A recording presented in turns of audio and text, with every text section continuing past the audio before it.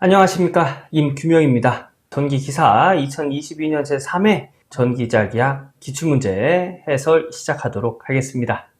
1번 진공 중에 선전하 밀도 플러스 람다 쿨롱퍼 메타의 무한장 직선전하 A와 마이너스 람다 요거 단위 쿨롱퍼 메타가 되겠습니다. 수정 부탁드립니다. 쿨롱퍼 메타의 무한장 직선전하 B가 D메타의 거리에 평행으로 놓여 있을 때 A에서 거리 3분의 D메타 되는 점의 전개 크기는 몇 볼트 퍼 메타인가? 이 문제를 그림으로 설명을 드리면 이렇게 평행하게 놓여져 있는 직선 도체가 있는데 이 직선 도체의 전하를 선전하 밀도를 플러스 람다 쿨롱 퍼 메타라고 하고 이 선전하 밀도를 마이너스 람다 쿨롱 퍼 메타라고 한답니다.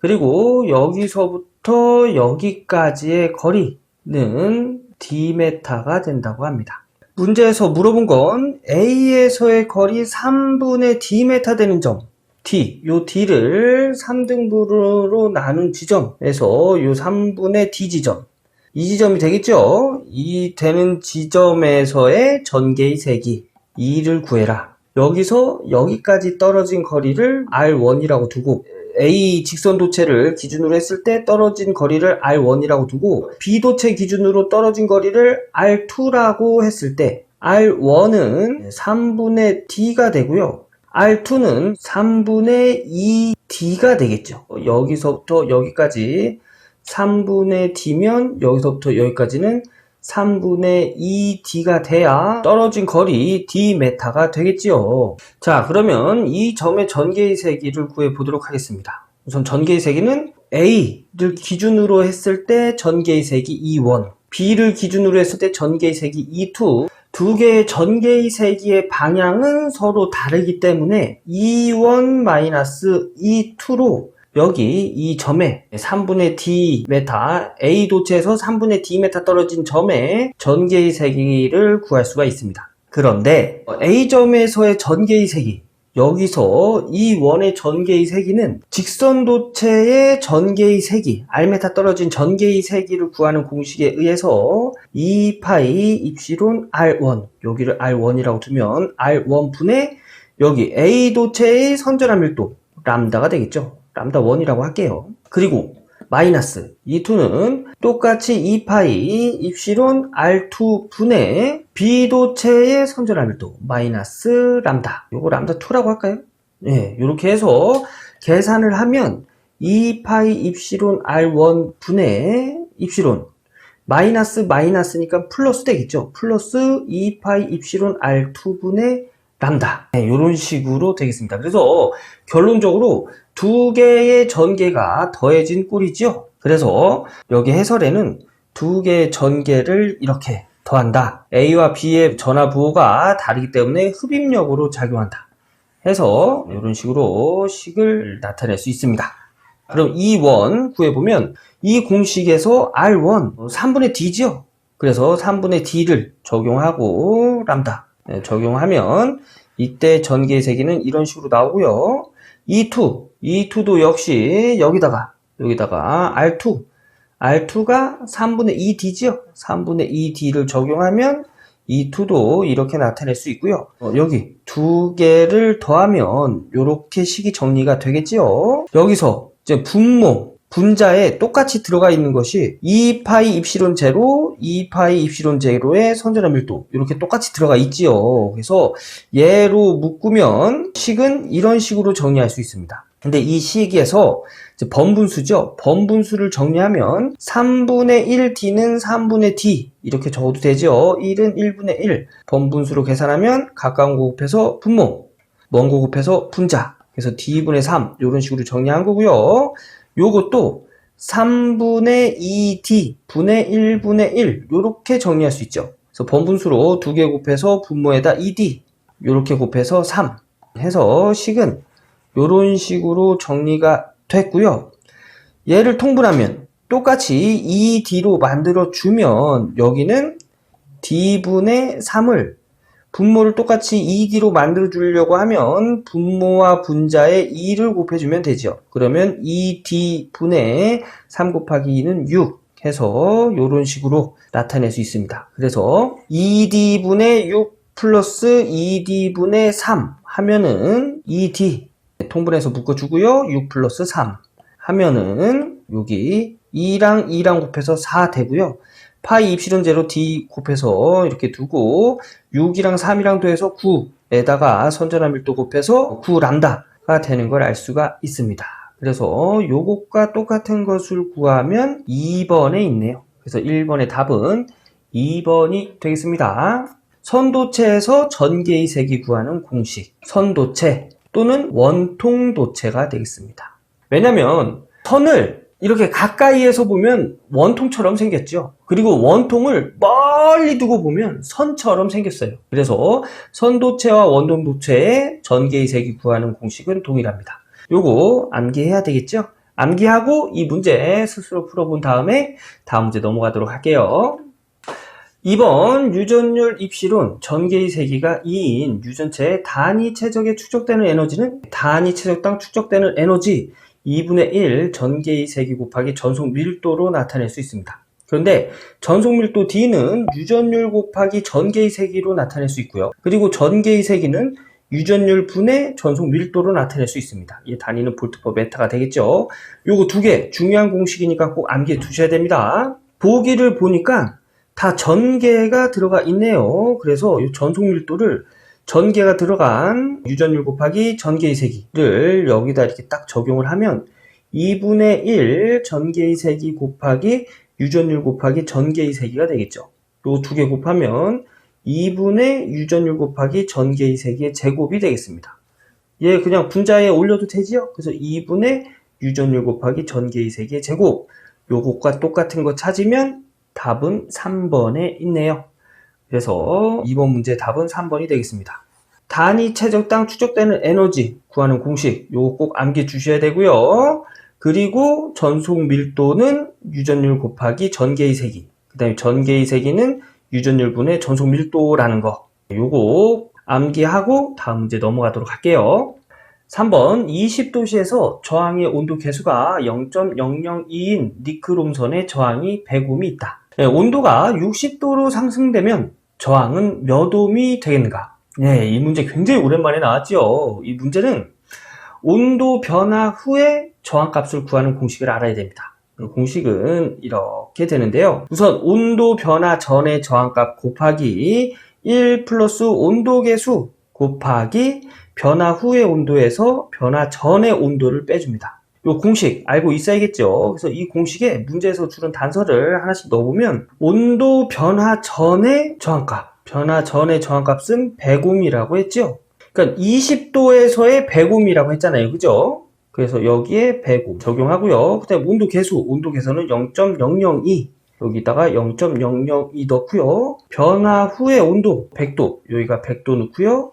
변화 전의 온도 20도 적용하면 식은 이렇게 정리가 되고요. 공학용 계산기 누르면 온도 변화 후의 저항값은 108옴이라는 걸 알 수가 있습니다. 그래서 답은 1번이 되겠습니다. 이 공식도 암기하고 직접 내가 숫자 적용해서 직접 풀어보고 넘어가셔야 돼요. 다음 문제 풀어보도록 하겠습니다. 4번 접지 도체구와 점전화 간의 영상전화에 관한 설명 중 틀린 것은 글로 나오는 문제죠. 암기하는 문제입니다. 답은 2번 영상전화는 점전화와 반대부호를 가지며 크기는 같다. 접지 도체구에서 영상전화, 점전화 반대부호를 갖는 건 맞습니다. 하지만 크기는 같지 않아요. 부호가 반대이고 크기가 같은 건 무한평면 도체에서는 R메타 떨어진 점의 전하량과 반대쪽으로 R메타 떨어진 점의 영상전하의 부호는 반대고 크기는 같습니다. 하지만 여기서 물어본 건 접지 도체구죠. 이 접지 도체구에서의 영상 전하는 점전화와 부호는 반대지만 크기는 D분의 A배만큼 차이가 난다는 거. 서로 같지 않다는 얘기죠. 그래서 답은 2번이 되겠습니다. 암기하는 문제예요. 다음 문제 가겠습니다. 5번 맥스웰 전자방정식에 대한 의미를 설명한 것으로 틀린 것은? 이것도 글로 나오는 문제네요. 암기하고 가는 겁니다.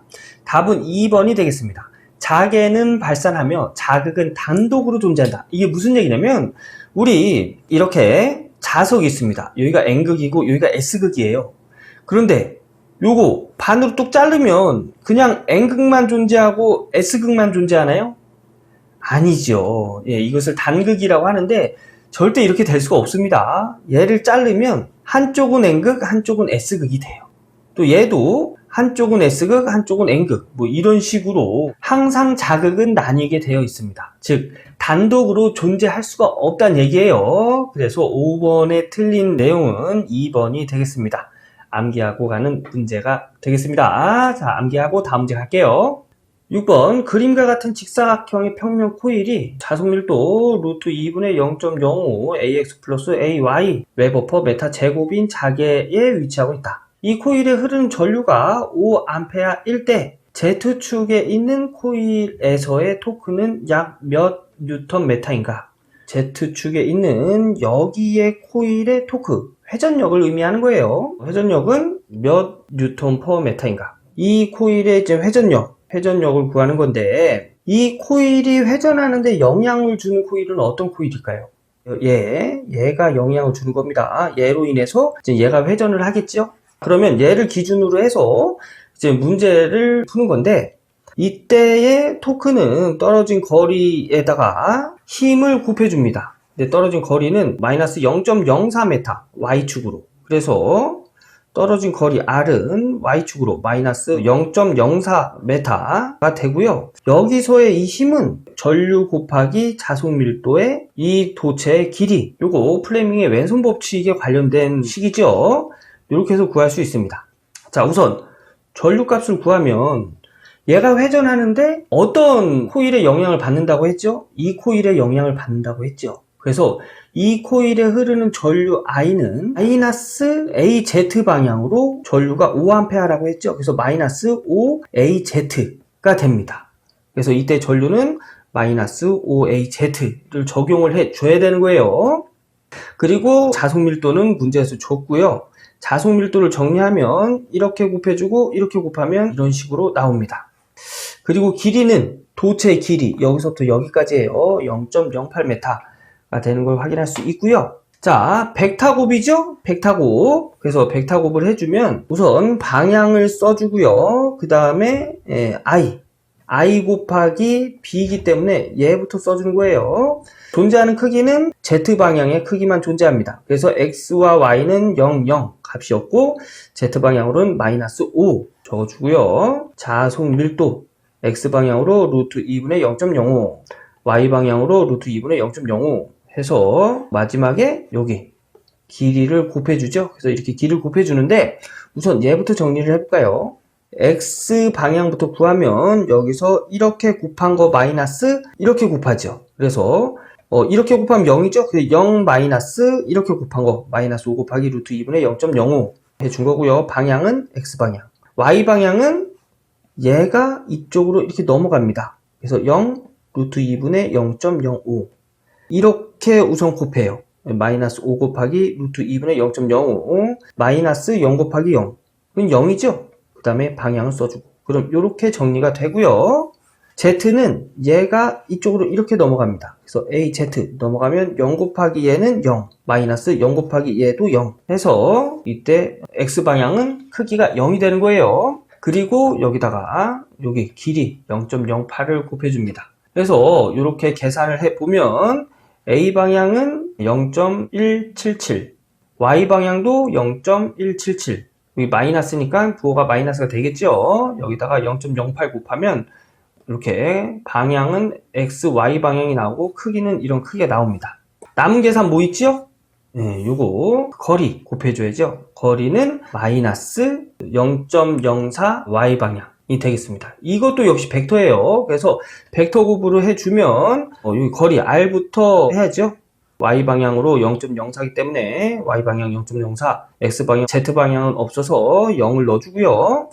힘, X방향에 0.014, Y방향에 마이너스 0.014 넣어줘서 이것도 좀 전과 같이 이렇게 곱하고 빼주고 이렇게 빼주고 얘 넘겨서 0.014 해서 이렇게 곱하기 빼기 이렇게 곱한 거 해주고 얘 이렇게 넘어서 이렇게 곱한 거 빼기 이렇게 곱한 거 해주면 X랑 Y 방향은 다 0이 나오고요. Z 방향만 남습니다. 그래서 Z가 넘어가서 계산이 되면 이렇게 곱하면 0이죠? 0 마이너스 이렇게 마이너스 0.04 곱하기 0.014 하면 마이너스는 무시해줘도 되죠? 그래서 식은 이런 식이 나오고요. 이렇게 계산하면은 5.66 곱하기 10의 마이너스 4승 방향은 Z방향 이런 식으로 구할 수가 있습니다. 그래서 답을 찾아보면 방향은 Z방향이라고 했죠? 네, Z방향 두 개가 있네요. 그리고 답은 5.66인가요? 5.66 5.66 곱하기 10의 마이너스 4승 답은 4번이 되겠습니다. 이 문제 이해하기 어려우실 겁니다. 제가 하는 이야기 이해 못하셔도 관계 없습니다. 이해 안 되신다고 그렇게 낙심할 필요 없다는 얘기예요. 이런 문제는 그냥 암기하고 넘어가셔도 됩니다. 이해 안 되시면 그냥 암기하고 넘어가실게요. 다음 문제 보겠습니다. 7번 자기 인덕턴스 L1, L2와 상호 인덕턴스 M 사이의 결합계수는 결합계수. 우리 상호 인덕턴스 구하는 공식 중에 결합계수 곱하기 루트 L1, L2 있죠? 여기서 이 결합계수 물어본 거예요. 그래서 이 결합계수를 기준으로 해서 식을 정리하면 루트 L1, L2 넘어가서 나눠줍니다. 그러면 결합계수는 루트 L1, L2 분의 M이 되겠습니다. 그럼 답은 3번이 되겠습니다. 암기하고 가는 문제가 되겠죠? 이거 암기하고 다음 문제 풀도록 하겠습니다. 8번 4A 전류가 흐르는 코일과 세교하는 자석수가 4웨버이다. 이 전류회로에 축적되어 있는 자기 에너지는 문제에서 코일을 주고 이 코일에 축적되는 자기 에너지를 구하랍니다. 이때 코일에 축적되는 자기 에너지는 2분의 1의 인덕턴스 곱하기 전류의 제곱으로 구할 수가 있습니다. 근데 문제에서 전류 4A 줬는데 인덕턴스를 주지 않았습니다. 그래서 여기는 자석수 가지고 인덕턴스를 구하는 식이 있는데 인덕턴스 곱하기 그 코일에 흐르는 전류는 코일의 권수 곱하기 자석수와 크기가 같다 라는 공식이 있습니다. 여기서 인덕턴스를 기준으로 해서 식을 정리하면 전류 넘어가서 나눠줘야지요. 그래서 인덕턴스는 I분의 권수 곱하기 파이 자석수가 되겠습니다. 근데 여기서 이 권수를 1로 두고 계산을 하면 인덕턴스는 전류분의 자속이다 해서 여기 인덕턴스 자리에 얘를 이렇게 적용시키면 2분의 1 곱하기 전류분의 자속 곱하기 전류의 제곱 얘랑 이렇게 약분 되겠죠. 제곱이니까 제곱이 약분이 되겠죠. 그래서 2분의 1 곱하기 자속 곱하기 전류로도 여기 축적되는 에너지를 구할 수가 있습니다. 그래서 2분의 1 곱하기 자속 4 곱하기 전류 4 하면 이때 축적되는 에너지는 8줄이다 라는 걸 알 수가 있는 거예요. 자, 이 문제에서 답은 3번이 되겠죠. 이 문제에서 중요하게 암기하고 가야 될 공식 두 개가 있지요. 요거 하나랑 요거 두 개. 요 공식 암기하고 다음 문제 넘어가도록 하겠습니다. 9번 강자성체 세 가지 특성에 포함되지 않는 것은 요것도 글로 나오는 문제 암기하고 가는 문제죠. 포함되지 않는 특성은 와전류 특성이 포함되지 않습니다. 강자성체는 자기 포화 특성, 고투자율 특성, 히스테리 특성을 가지고 있는데 와전류 특성과는 거리가 멉니다. 그래서 요거 암기하는 문제로 암기하고 다음 문제 넘어가도록 할게요. 10번 두 개의 직선 도체가 평행으로 그림과 같이 위치하고 있다. 각 도체에는 10A의 전류가 같은 방향으로 흐르고 있으며 이격거리는 0.2m일 때 오른쪽 도체의 단위 길이당 힘은 단 AX, AZ는 단위 벡터이다. 보면은 이런 얘기입니다. 이렇게 두 개의 직선이 이렇게 평행으로 있는데 각 도체에 10A의 전류가 흐른대요. 그런데 이 X표는 이렇게 화면으로 들어가는 방향이거든요. 그래서 이쪽 방향으로 10A. 그 다음에 여기도 이쪽 방향으로 10A가 이렇게 흐른답니다. 그때 이격거리는 0.2. 여기서부터 여기까지가 0.2m니까 요 반, 여기서부터 여기까지는 0.1m, 0.1m씩 되겠죠? 이때 오른쪽 도체의 단위 길이당 힘, 여기에 단위 길이당 힘을 구하라는 문제인데, 자, 우선 여기 방향이 이렇게 되어 있지요. 이걸 보면 전류는 같은 방향으로 흐른답니다. 그럼 전류가 흐르면 자개는 오른손으로 이렇게 엄지손가락을 전류 방향으로 하면 이렇게 감기는 방향이 이제 자개가 발생되는 방향이거든요. 화면으로 엄지손가락을 화면 방향으로 하고 감는 방향으로 하면 자개는 이렇게 발생이 됩니다. 네, 이렇게. 그러면 자개가 생기는 방향이 같지요. 즉 이런 식으로 자개가 발생된다는 얘기예요. 그러면 이때는 서로 잡아당기는 힘이 존재를 합니다. 왜냐? 자개가 합쳐지는 방향으로 발생을 하기 때문에 이때는 이제 흡입력이 작용을 해요. 그래서 흡입력, 서로 잡아당긴다는 얘기예요. 그죠? 그래서 여기 오른쪽에 있는 여기의 도체는 잡아당기는 방향 마이너스 AX 방향이네요. 그래서 답은 둘 중에 하나고요. 그 크기를 구하면 우선 방향은 찾아냈어요. 그죠? 크기를 구하면 이렇게 구할 수가 있어요. 투자율 곱하기 자개의 세기 곱하기 전류. 근데 자개의 세기는 2파이 R분의 I로 구할 수가 있습니다. 그래서 2파이 R분의 I 정리하면은 공기 중에 투자율 곱하기 2파이 R분의 I 제곱 이런 식으로 정리할 수 있고요. 요걸 정리하면 공기 중에 투자율 4파이 곱하기 10의 마이너스 7승 그리고 2파이 곱하기 떨어진 거리 여기서부터 여기까지 0.2 메타라고 했죠. 그래서 떨어진 거리 0.2 메타 그 다음에 전류 10A씩 똑같이 흐른다고 했어요. 그래서 10A의 제곱 해서 계산을 하면 10의 마이너스 4승만큼의 힘이 존재합니다. 그래서 10의 마이너스 4승 답은 2번이 되겠습니다. 이런 문제도 역시 이해가 어려우시면 그냥 문제 답만 암기하고 넘어가셔도 되는 그런 문제예요. 아, 나 이거 이해 안 된다고 스트레스 받을 필요 없다는 얘기예요. 이거 모른다고 합격 못하는 거 아닙니다. 이해 안 되시면 문제 답 암기하고 다음 문제 넘어가겠습니다. 11번 자기 모멘트 9.8 곱하기 10의 마이너스 5승 웨버 메타의 막대 자석을 지구 자개 수평 성분 10.5 암페어 턴퍼 메타인 곳에서 지자기 좌우면으로부터 90도 회전시키는데 필요한 일은 약 몇 줄인가? 자, 요 내용을 그림으로 설명을 드리면 자, 지구가 이렇게 있습니다. 여기서 지자기는 뭐냐면 지구에서 발생되는 자기력이라고 보시면 돼요. 이렇게 지구에서도 이런 식으로 이렇게 자기장이 발생이 됩니다. 이런 식으로 이제 N극에서 S극 쪽으로 자기장이 이렇게 발생이 되겠죠. 좌우면은 뭐냐면 지구의 어떤 면을 의미한다고 보시면 돼요. 내가 서 있는 면, 그래서 좌우면. 근데 여기서 이 막대 자석이 지구 자개, 이 자개와 수평, 즉 막대 자석이 이렇게 수평으로 놓여져 있다는 얘기예요. 이 지구와 막대 자석이 수평으로. 그래서 이 수평 성분의 자개의 세기는 여기가 10.5 암페어 턴퍼 메타란 얘기입니다. 이때 이 막대 자석을 90도 회전시킬 때 필요한 1을 구해라. 이런 문제입니다. 이거 예전에 기출문제에서도 나왔는데요. 그때도 제가 문제와 답만 암기해주세요 이렇게 말씀을 드렸습니다. 이런 내용 그리고 뭐 지자기 좌우면 이런 내용이 나온 문제는 이런 문제밖에 없어요. 근데 이번에는 제가 식을 적용해서 한번 풀어드릴게요.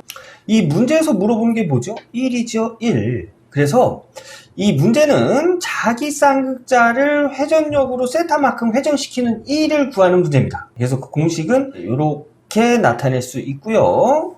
여기 자하량 곱하기 움직임 미소 거리를 곱하면 그게 이제 자기 모멘트가 되는 거예요.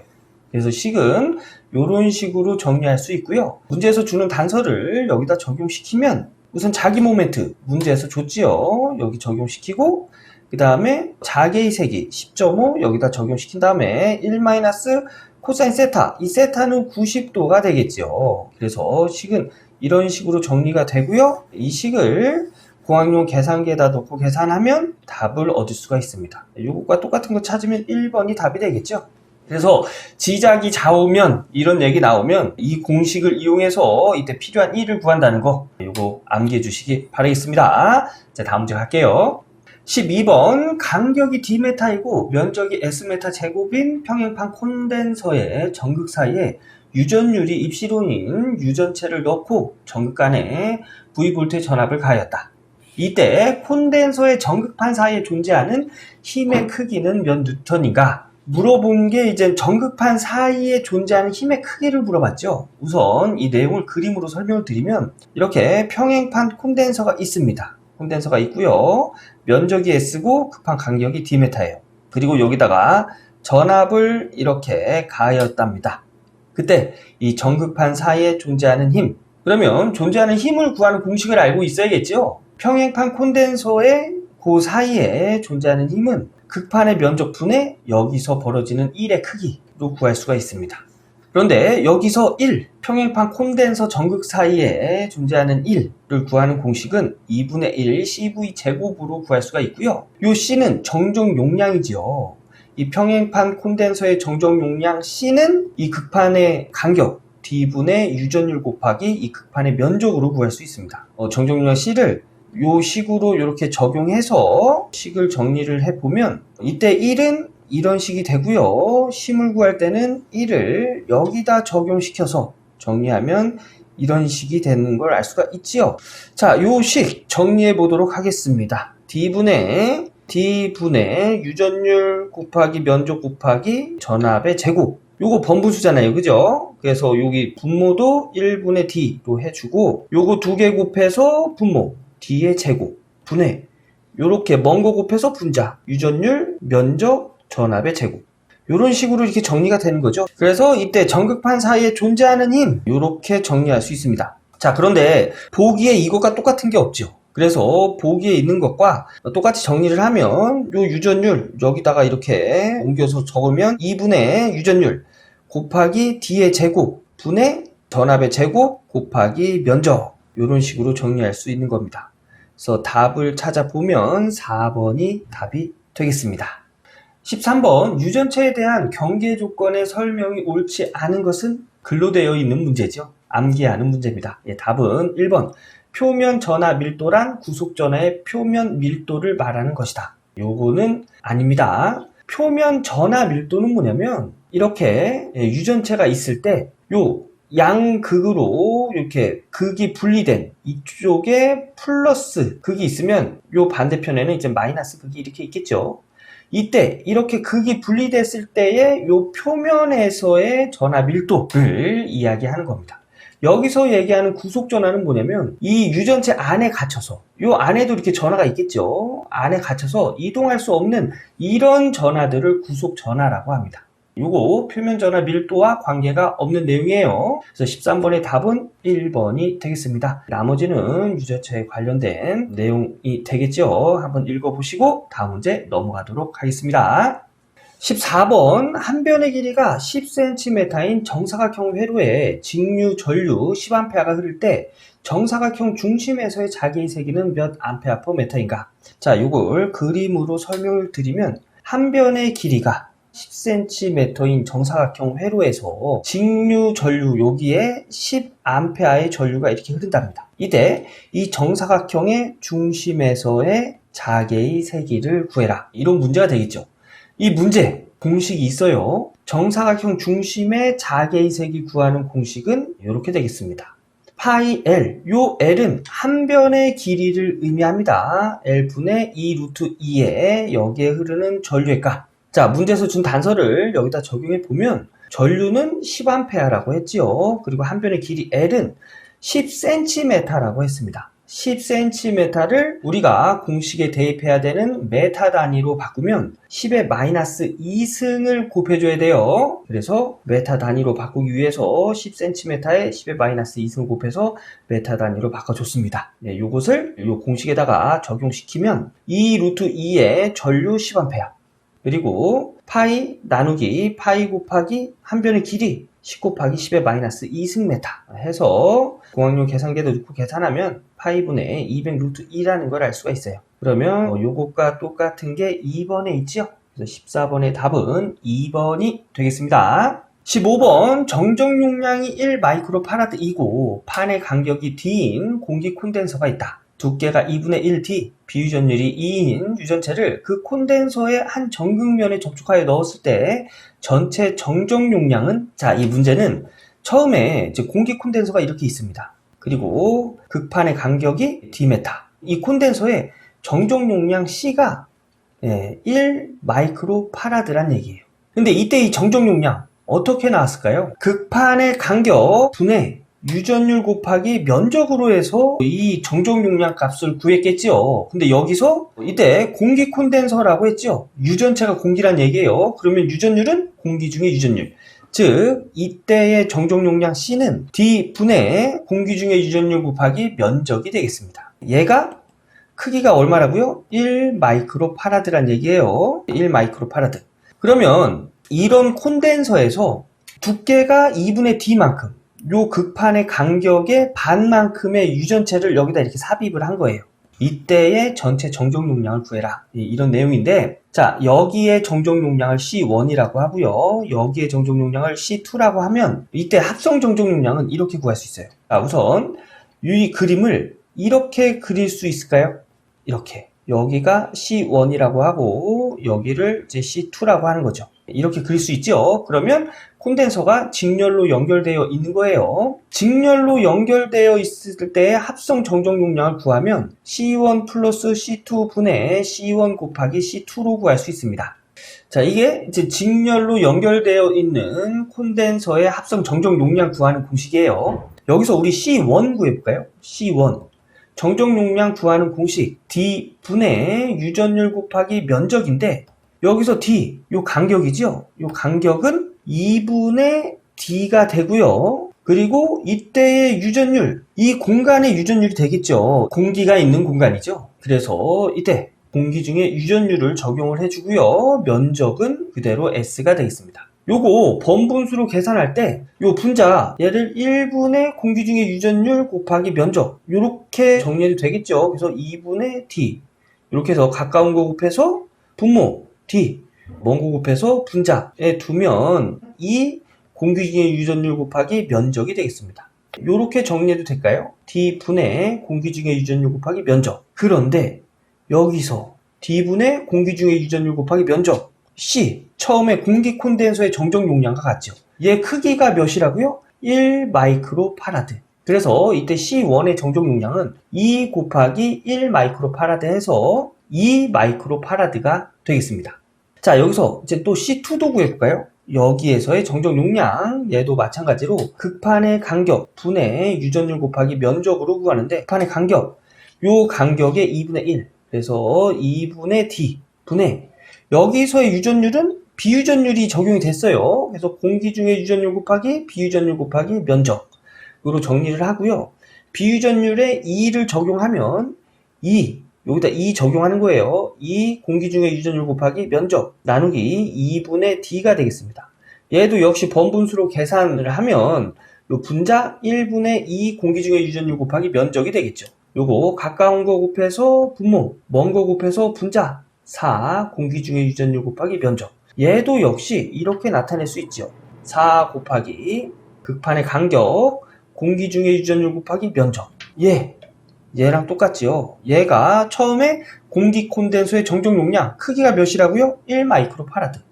얘도 4 곱하기 1 해서 C2의 정적 용량은 4 마이크로파라드가 되는 걸 알 수가 있어요. 자, C1과 C2 구했습니다. 그럼 얘네를 여기다가 적용을 시켜서 정리를 하면 C0는 C1 2 플러스 C2 4 분의 2 곱하기 4로 구해질 수 있죠. 6분의 8 약분하면 3분의 4가 되겠네요. 그래서 이때 전체 정적 용량은 3분의 4 마이크로파라드가 되는 걸 알 수가 있는 겁니다. 그래서 답은 3번이 되겠습니다. 이 문제에서 중요한 건 콘덴서가 직렬로 연결되어 있을 때 합성 정적 용량 구하는 공식, 그리고 정적 용량 구하는 공식은 여기 극판의 간격 분의 유전율 곱하기 면적으로 정적 용량을 구한다는 거.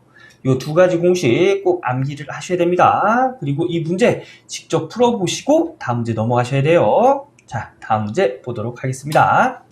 16번 히스테리시스 곡선에서 히스테리시스 손실에 해당하는 것은 히스테리시스 곡선은 이렇게 생긴 곡선입니다.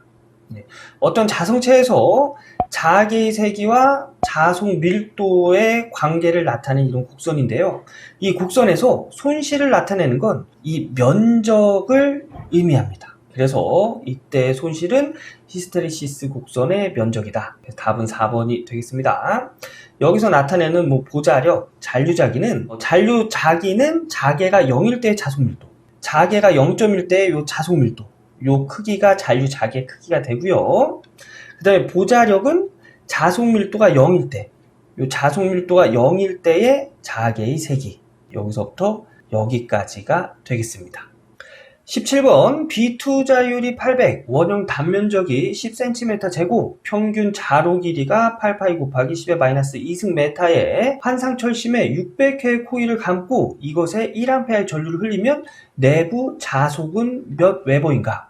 문제에서 물어보는 게 자속이지요. 그리고 문제에서 준 단서가 B2자율, 원형의 단면적, 그 다음에 자로의 길이, 코일의 감긴 횟수, 권수가 되겠죠. 네, 이런 걸 주고 자속을 구하라고 했습니다. 요거는 이제 솔레노이드에 의한 자계의 세기 구하는 공식으로 자속을 알 수가 있는데요. 솔레노이드에 의한 자계의 세기, H는 투자율 곱하기 면적 분의 자속, 그리고 요거는 그 자로의 길이 분의 권수 곱하기 전류로 이렇게 구할 수도 있습니다. 자, 여기서 요 자속 구하는 거죠. 그래서 투자율과 원형 단면적을 여기 이렇게 넘겨서 나눠진 형태이기 때문에 넘어가면 곱해준 거예요. 그래서 이때 자속을 기준으로 해서 식을 정리하면 이런 식으로 정리할 수 있습니다. 자, 그러면 문제에서 주는 단서를 여기다 하나씩 대입하면 답을 찾을 수 있겠죠. 우선 투자율은 공기 중의 투자율 곱하기 비투자율 문제에서 800 줬죠. 그래서 4파이 곱하기 10의 마이너스 7승 곱하기 비투자율 800 여기다 적용하고요. 면적 10cm 메타 제곱 좋습니다. cm 제곱을 기본 단위 메타 제곱으로 바꾸면 10 곱하기 10의 마이너스 4승 해줘야죠. 그래서 요 10에다가 마이너스 10의 4승 해줘서 cm 제곱 면적을 정리했고요. 네, 건수는 600회, 전류는 1A, 그 다음에 길이는 8파이 곱하기 10의 마이너스 2승이라고 문제에서 줬습니다. 그래서 얘네들을 여기다 적용시키면 4파이 곱하기 10의 마이너스 7승 곱하기 800 여기가 투자율이 되고요. 그 다음에 10 곱하기 10의 마이너스 4승 여기가 면적, 그 다음에 600 얘가 이제 건수가 되고 1 여기가 전류 값이 되겠죠. 그리고 길이 8파이 곱하기 10의 마이너스 2승 공학용 계산기에 넣고 계산을 하면 이때의 자속은 2.4 곱하기 10의 마이너스 3승 웨버가 되는 것을 알 수가 있습니다. 자, 그러면 답은 3번이 되겠네요. 18번 고유저항이 1.7 곱하기 10의 마이너스 8승 옴메타인 구리의 100kHz 주파수에 대한 표피의 두께는 약 몇 밀리미터인가? 표피 두께 구하는 공식 있지요. 파이 곱하기 주파수 곱하기 투자율 분의 고유저항에다가 루트를 씌워서 표피 두께를 구합니다. 그래서 문제에서 준 단서를 여기다 적용시켜 보면 파이 곱하기 주파수 100kHz죠. 100kHz를 공식에다 적용시키는 기본 단위 헤르츠로 바꾸면 요 키로 10의 3승을 곱해줘야죠. 그래서 100 곱하기 10의 3승 하고 여기에 투자율 비투자율 이런 거 주지 않았기 때문에 그냥 공기 중의 투자율 적용하는 거예요. 공기 중의 투자율은 4파이 곱하기 10의 마이너스 7승 분의 고유저항 문제에서 줬습니다. 1.7 곱하기 10의 마이너스 8승 해서 루트 씌워서 고학용 계산기로 계산을 하면 이때 0.21 곱하기 10의 마이너스 3승 메타 요 표피 두께의 단위는 메타 단위예요. 근데 문제에서 물어본 건 밀리미터죠. 그래서 여기다가 곱하기 10의 3승을 해주면 얘랑 없어져서 0.21mm 해서 답은 1번이 되겠습니다. 요 계산값을 밀리미터 단위로 이렇게 환산해줘서 답을 찾는 거예요. 다음 문제 보겠습니다. 19번 내 반경이 A메타, 외 반경이 B메타인 동축 케이블에서 극간의 매질의 도전율이 시그마 1대 단위 길이당 이 동축 케이블의 컨덕턴스는 어떻게 되겠는가? 문제에서 물어보는 게 이제 컨덕턴스인데 컨덕턴스는 저항의 역수입니다. 이때 요 동축 케이블 요렇게 내 반경이 A고 외 반경이 B인 이런 동축 케이블에서의 저항은 이렇게 나타낼 수 있어요. 이 공식이 어떻게 이렇게 나왔냐면 저항 곱하기 정적 용량은 고유저항 곱하기 유전율이다. 요 공식에서 여기 저항 R은 여기 C 넘어가면 나눠줘야죠. 그래서 C분의 고유저항 곱하기 유전율이다. 이렇게 되는데 문제에서는 도전율을 줬죠. 도전율은 고유저항분의 1입니다. 그리고 또 고유저항은 도전율분의 1이에요. 서로 역수관계를 가져요. 그래서 요 고유저항을 도전율로 바꿔서 정리하면 도전율 곱하기 정적 용량분의 유전율. 그래서 이런 식으로 이렇게 정리가 되는 거예요. 자, 이제 요 식에서 동축 케이블의 정적 용량 구하는 공식, 얘를 여기다 이렇게 적용하면 식은 이렇게 정리가 되고요. 얘를 또 번분수로 계산을 하면 이런 식이 나오는데 왜 이런 식이 나오는지 보여드리도록 하겠습니다. 자, 여기서 요 저항 요렇게 정리됐지요. 요 정리된 걸 요 도전율을 그냥 여기 올려서 이렇게 적어 놓은 거예요. 예, 번분수로 계산하면 어떻게 계산되죠? 요 분자의 유전율을 1분의 유전율 이렇게 적어도 되죠. 그래서 가까운 거 곱해서 여기 이렇게 이렇게 할게요. 가까운 거 곱해서 도전율 곱하기 2파이 유전율 곱하기 길이 분의 여기 먼 거 곱해서 분자 자연로그 a분의 b 곱하기 유전율 약분되죠.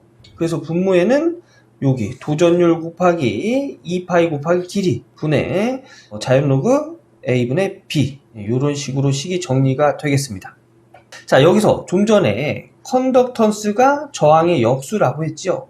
그래서 요 역수니까 아래를 바꾸면 식은 이렇게 정리가 되겠습니다. 그리고 여기서 이제 요 길이를 단위 길이 1m를 적용을 하면 여기서의 컨덕턴스는 이렇게 정리가 되는 거예요. 그래서 19번의 답은 2번이 되고요. 이 문제에서 중요한 거는 이제 컨덕턴스를 구한다는 거. 그리고 답은 2번이 된다는 거. 컨덕턴스를 정리하면 이렇게 된다는 거. 어떤 도체에서? 동축 케이블에서. 그리고 여기서 또 중요한 거. 처음에 말씀드렸던 RC는 고유저항 곱하기 유전율. 요 공식도 굉장히 중요하고요. 동축 케이블에서의 정적 용량. 얘도 암기를 하고 계셔야 됩니다. 그래서 이 문제는 컨덕턴스를 물어봤기 때문에 저항의 역수를 식을 정리를 했다는 거. 이거 알아두시고 19번의 답은 2번이 된다는 거 암기해주고 다음 문제 넘어가도록 하겠습니다. 20번 분극의 색이 P, 전개 E, 전속밀도 D의 관계를 나타낸 것으로 옳은 것은 단 입시론 제로는 진공의 유전율이고 입시론 R은 유전체의 비유전율이고 입시론은 유전체의 유전율이다. 요거 답은 3번이 되겠습니다. 분극의 세기의 공식은 이런 공식이 있죠. 요거 중요한 공식이니까 암기하셔야 됩니다. 요거를 얘랑 이렇게 곱하면 공기 중의 유전율 곱하기 비유전율 곱하기 전개의 세기가 돼요. 그죠? 그리고 공기 중의 유전율 곱하기 마이너스 1 곱하기 전개의 세기 하면 마이너스 공기 중의 유전율 곱하기 전개의 세기 이런 식으로 정리가 되고요. 공기 중의 유전율 곱하기 비유전율은 그냥 유전율로 나타낼 수 있죠. 유전율 전개의 세기 마이너스 공기 중의 유전율 곱하기 2 이런 식으로 이제 식이 정리가 됩니다. 그런데 우리 이 공식 또 굉장히 중요한 공식 있죠. 전속 밀도는 유전율 곱하기 전개의 세기. 전개의 세기는 유전율 분의 전속 밀도. 이것도 굉장히 중요한 공식입니다. 그래서 얘가 전속 밀도 D로 정리해서 쓸 수 있는 거죠. 그래서 D 마이너스 공기 중의 유전율 곱하기 전개의 세기로 분극의 세기를 나타낼 수 있는 거예요. 이것과 똑같은 게 3번에 있죠. 그래서 이 문제는 분극의 세기 공식 요거 암기해 주셔야 되는 문제고요. 그 다음에 전속 밀도는 전개의 세기 곱하기 유전율로 나타낼 수 있다는 거. 그 다음에 전개의 세기는 유전율분의 전속 밀도로 나타낼 수 있다는 거. 요 공식도 꼭 암기해 주시기 바라겠습니다. 이렇게 해서 전기기사 2022년 제3회 전기자기학 기출문제 풀어봤습니다. 계산 문제 쉽지 않죠? 그래도 여러분 공부하시면서 꼭 영상 보고 영상 멈춰놓고 내가 한번 풀어보고 이런 과정을 거치면서 영상 봐주시길 권장드리겠습니다. 저는 다음 기출문제 해설 영상에서 인사드리도록 하겠습니다. 감사합니다.